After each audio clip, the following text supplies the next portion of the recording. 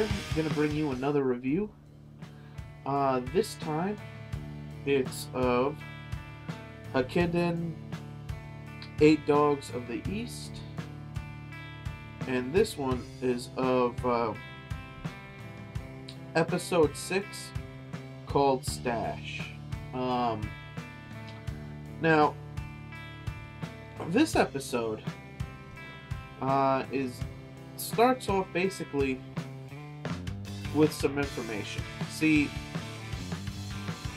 we get a lot of weird backstory in this because it turns out that that before things went bad for them 5 years ago, there was a woman in the village, and she helped cause some of this controversy, and this mysterious woman proceeded before things went bad, just before things went bad. And so Shino thinks she has something to do with it. Now, it was said that in a mountain village she was seen, and there's an angry monkey spirit that lives on the mountain, and you're not supposed to go there.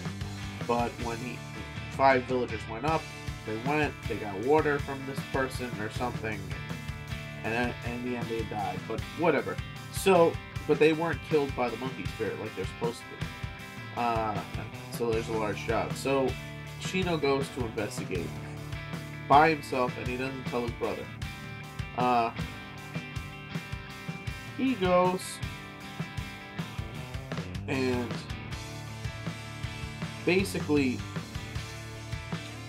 then his bro finds out about it, decides to go too, and then Kimpachi and Kabungo see that he's leaving and go with him on the train right up. Now, Shino fell because it was very rainy and slippery, and he had both orbs with him, and they were glowing, both jewels, and they were glowing, which is interesting. But he lost his brothers. He lost Sosuke's, so he's looking for that.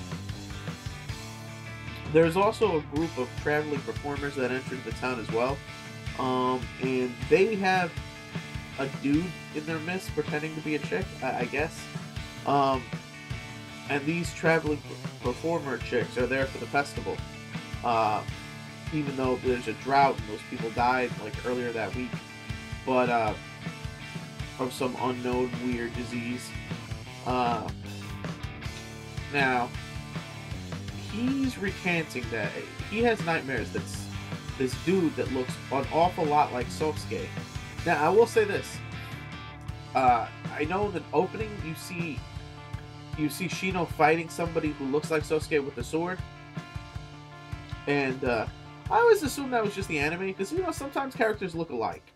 So I didn't really think it was Sosuke. But this guy thinks it's Sosuke, because that dude apparently 2 years previous murdered his village.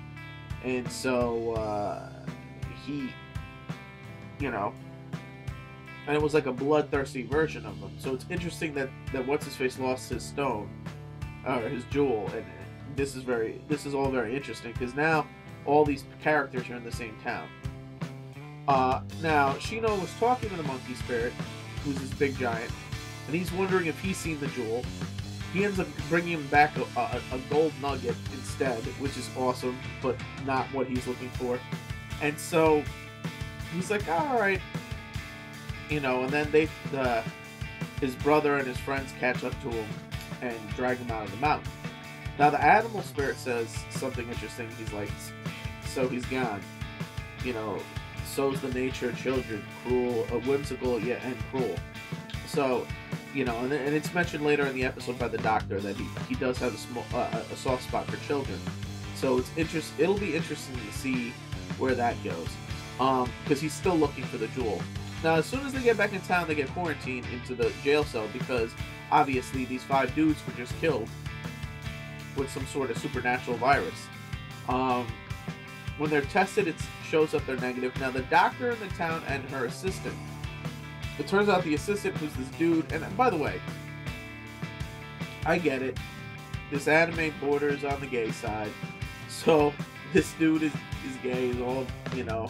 He actually served with Kenpachi and Kabungo, and they called him the terror of the rear or something, the rear terrorist, because he was. Yeah, we get it. There was an explanation like, oh, the medical tents were in the rear, but we understand. And so he's excited that he gets to do stuff to him, and there was a lot of gay jokes there. And then again with the big brother thing, he like, you know, he carries him a bunch of times. Like, listen, Shino's supposed to be 13 years old in physical stature, but he's 18 years of age. Actually, he's been 13 for 5 years. You know what I mean? Like, I get maybe because of where his hormonal development is, he won't mature mentally past a child, but he shouldn't be. He's still too old to be jumping on and being carried like he's a small child. But whatever, I get it. The big brother, younger brother, gay thing that the Japanese like doing in these types of animes. I'm fine with it, but I just thought it was funny because he really wasn't, you know, that young. But yeah, so then they get released, but they're told they're not allowed to mix with the townsfolks, and that's fine. Now Shino had sent Muramasa out in search of the jewel, and Sosuke's like, dude, you can't have that thing so far away from you for long periods of time, because it is your life force. If something were to happen to it, or if you're separated for too long, you'll die. He's like, I know. But then, you know, while they were originally getting the medical test done, the dude in the chick acting group noticed that it was Sosuke, and this is the guy that he thinks is a monster.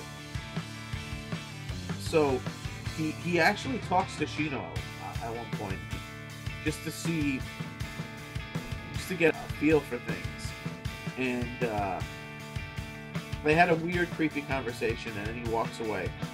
He wanted to know if they were from there and stuff like that. Because Shino's, his goal is he needs to find this jewel, because he lost his brother's jewel, so I get that. Then the episode wraps up with what's his face is in the church. Well, I mean, there was a conversation previously between Sosuke and the doctor, but the only thing important was what I said about the monkey spirit. But anyway, so it wraps up. Sosuke's in the church because you know, he's in the church, and then that dude pulls up behind him with a sword and is like, I don't know if you think you're a different person now, or if you found something to latch onto, or if you forgot. Basically he's saying, I don't care about the excuse of why you seem like a different person. I don't care the reason. You're still that person that killed that, you know, that did those horrible things to me, and you're gonna die for it, you know? That's what he was saying. So, and that's how the episode ends. I think the next episode is called A Promise, and we get to see more of this. It's interesting. This episode I liked. It was obviously a setup episode, but it gets the story moving forward, because it hadn't been installed since the last story kind of ended. So, yeah, it'll be interesting to see where this goes. Is Sosuke really a villain, you know? Did he forget that he, at some point in time, was a bad guy? Or was it not Sosuke at all? Does Sosuke have a brother? You know what I mean? Is there another dude who looks just like Sosuke running around? Because even he says in this episode that his memories of the past are foggy. So he could be that guy. Or, and it's interesting that his bead disappeared. It's interesting that his bead was glowing. All these things. So, it could be Sosuke's this villain. And could be the villain of the series, for all we know. Or it could be that that he was being manipulated by that chick that seems to be orchestrating things. We don't know. There's a lot of unanswered questions, but I am glad finally that there were questions left unanswered. You know what I mean? Because for an episode or so there, we had been not doing anything.